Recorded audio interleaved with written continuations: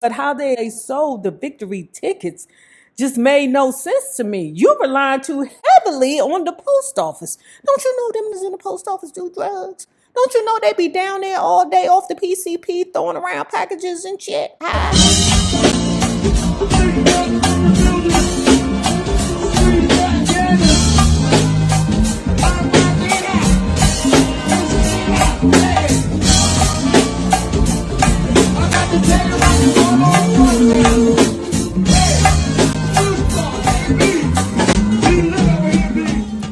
Well, hello there, love bugs. Hello there, Bellas. If you have not already done so, please remember to like, share, tell a friend, subscribe, and visit uptopbeauty.com for our book club tote because we've been reading with Uptown Nero. And if you are not already a part of the book club, please hit the Patreon link below and or the join button here on the YouTube. And for a small monthly fee of $5, you babies, yes you, can be privy to all the shenanigans before the YouTube gets it, if the YouTube gets it. Now, child, let's continue reading this big fat ass book about Michael Jackson. The upcoming Victory Tour promised 40 concert dates and, at least as far as Michael was concerned, 40 million opportunities for something to go wrong as long as Don King was in the picture. Michael felt that he needed someone to protect his interest. John Branca was an excellent attorney, but now he needed a hands-on manager since Wisner and Demon were gone and Joseph was no longer managing him. Berry Gordy, I'm not going to say never ceased to amaze me, because you can always depend on him to do some nigga shit, child. They in the vaults of Motown. They done found a couple of songs, Berry Gordy, and pieced together some kind of album. And he named it Farewell, My Summer Love, 1984. Because Berry Gordy forever gooping the children. Okay. But you know it was a goop because Michael has been long gone. But it was an effort to piggyback off of the momentum of Thriller. The record only sold about 100,000 copies, a minuscule number considering the 33 million copies of Thriller that had by then been moved in record stores. Michael believed that Motown was trying to cash in on his fame, and he didn't like it. It's not fair, he said. Like my mama told me years ago. You hear me? Back in 1982. You hear me? Years ago. I was too young and tender to understand this. But I said, Mommy, that's not fair though. She said, Nay, life ain't fair. And let me tell you something. My mama ain't never lied. Life is not fair. Frank Dilio, whose nickname is Tukey, Michael used to call him Uncle Tukey, was 36, born and raised in Pittsburgh. He had got his start in the record industry as an assistant to a record promoter in the Midwest. And in the early 70s, when he was 21, landed a job with RCA Records in New York as National Director of Promotion. While at RCA, he turned the label's promotion department into the record industry's finest. In 1979, Frank was named Epic's vice president of promotion. There, he developed a reputation at the label as being a confident man in complete charge of everything around him. Oh, yikes. As being a confident man in complete charge of everything around him, even matters that didn't concern him. A flashy character, he would wear a sweatsuit to the office. Oh, I love it. Like that Kenya Barris. Ooh, that Kenya Barris is something. Along with an $8,000 Rolex watch given to him by the Epic recording group REO Speedwagon. He was largely responsible for successes Meatloaf, Culture Club, and Cyndi Lauper. A few years after joining Epic, Frank was invited to the recording studio to watch as Michael recorded Thriller. It was then that he and Michael developed a rapport. Though opposites in almost every way, Michael was shy and retiring. Frank was loud and boisterous. Michael was a health food junkie. Frank liked a good hoagie and a Budweiser with which to wash it down. Michael never smoked. Frank loved cigars. The smellier, the better. Michael weighed about 120 pounds. Frank weighed twice that. Still, Michael admired the way Frank set goals for himself and then achieved them. I'd like to be like that Frank Dilio, he said. He gets the job done. Also, Frank was a close friend and confidant of Walter Yetnikoff, president of CBS Records, and socialized with attorney Nat Wise, one of Yetnikoff's trusted friends. Michael understood how politically valuable those relationships could be to him. However, Michael told Frank that if he took the job as his manager, he would not be allowed to manage anyone else. He had to be exclusive to Michael. Frank agreed. Hell yeah. By March, the Victory Tour battle lines were drawn.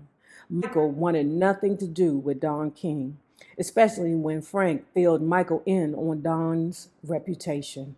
Frank told Michael that Don had been criticized for his handling of the defunct U.S. Boxing Championships on ABC television. He also heard of charges which King had denied that he skimmed money from closed-circuit fights and sold $500 tickets to boxing matches, but did not report the sales. If Michael had to do this tour, he decided he would do everything in his power to distance himself from Don King.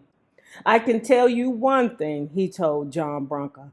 I don't want that guy telling me what to do, and I don't want him to touch one single penny of my money. Michael may have been treated like an American hero in May 1984, but the tide would turn in June when the plan for distribution of tickets for the Victory Tour, now scheduled to begin in Kansas City on July 6, was announced.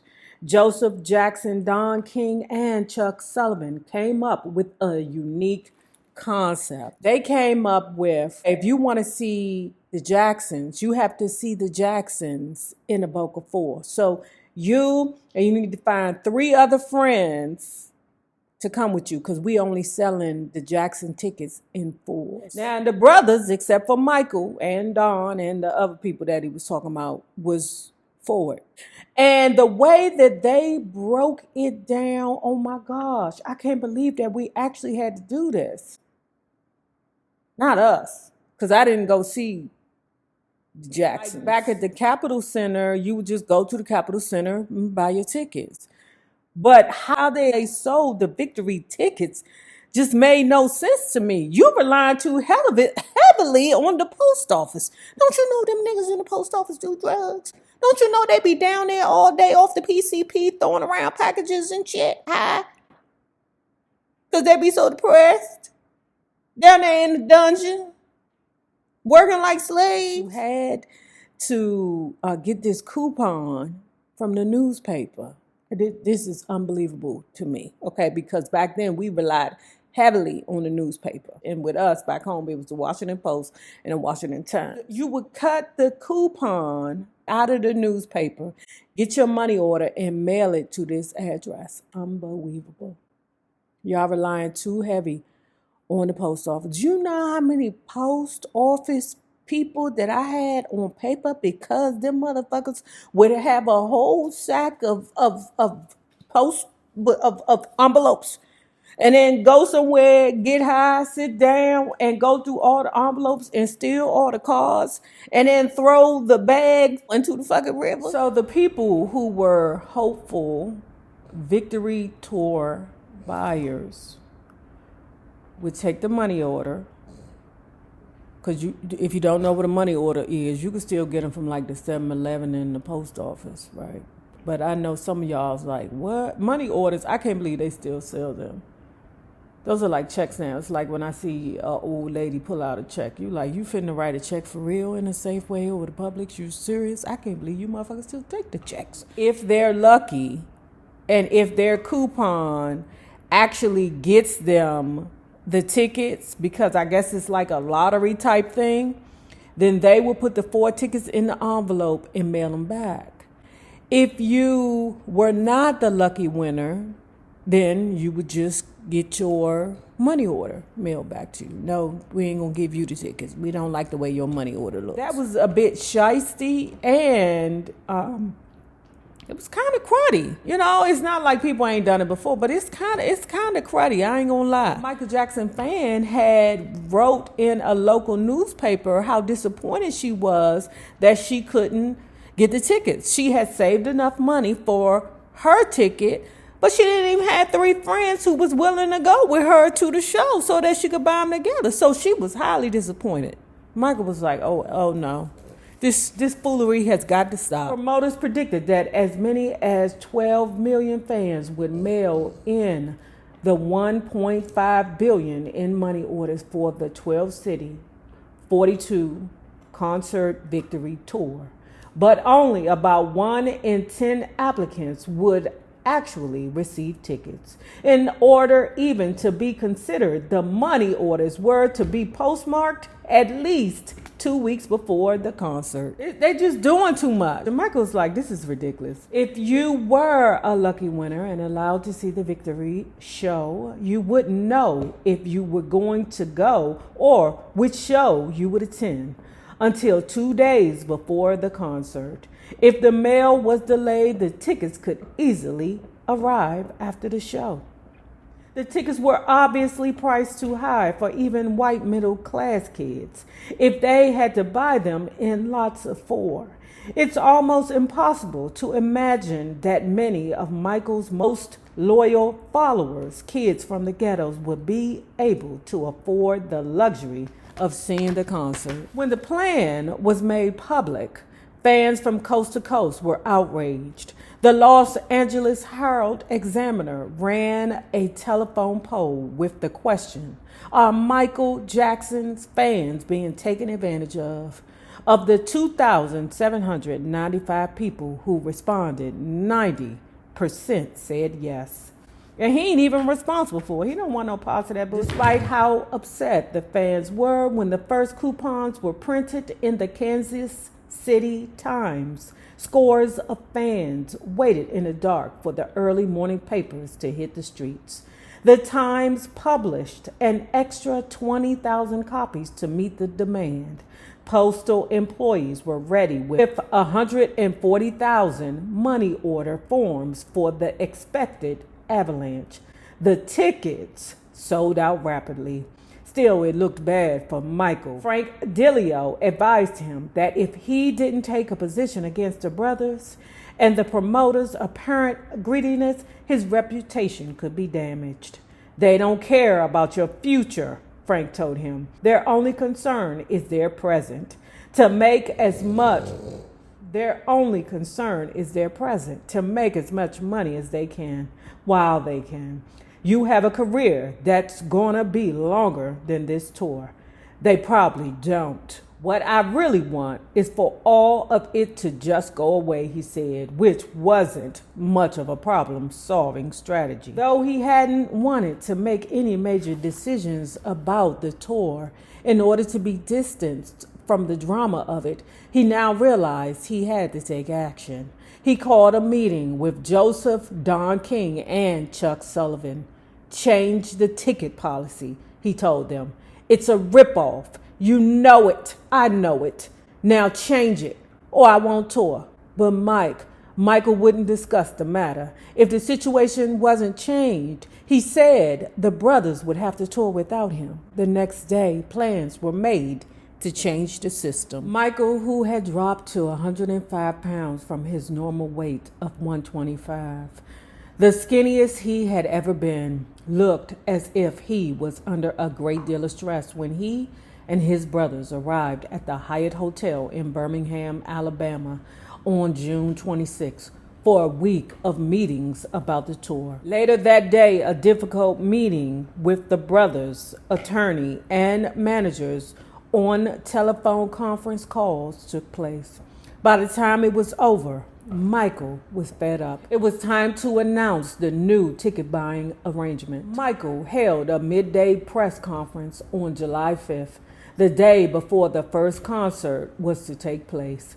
He wore a white sequined jacket, a red and white striped sash. Marlon, Randy, and Tito accompanied him to counteract that charge that he was greedy and doing the show only for profit. Michael announced that he intended to donate all of the money he made from this controversial tour to a favorite charity. Moreover, close to 2,000 tickets in each city would be donated to disadvantaged youth who would not otherwise be able to attend the concert. Remember the little girl that I told you about? I was like, wait a minute. I've been saving up all my goddamn money, and you mean to tell me I can't go because I need to have 3 friends with me? Well, Michael donated the little girl some tickets, and she got 3 friends to go with. There had been a lot of talk about the promoter holding money for tickets that didn't sell. I've asked our promoter to end the mail order ticket system as soon as possible so that no one will pay money unless they get a ticket. Michael said that details of the new over-the-counter system for buying tickets would be announced shortly. It was implemented by the tour's third stop in Jacksonville. Michael took no questions. Suddenly, he and his brothers were surrounded by security men, and then they were gone. Why did he decide to donate all of his money to charity? One reporter asked Frank Dilio, who stayed behind. Because he's a nice guy. The long anticipated and controversial victory tour finally began on July 6, 1984 in Kansas City, Missouri. You say that you love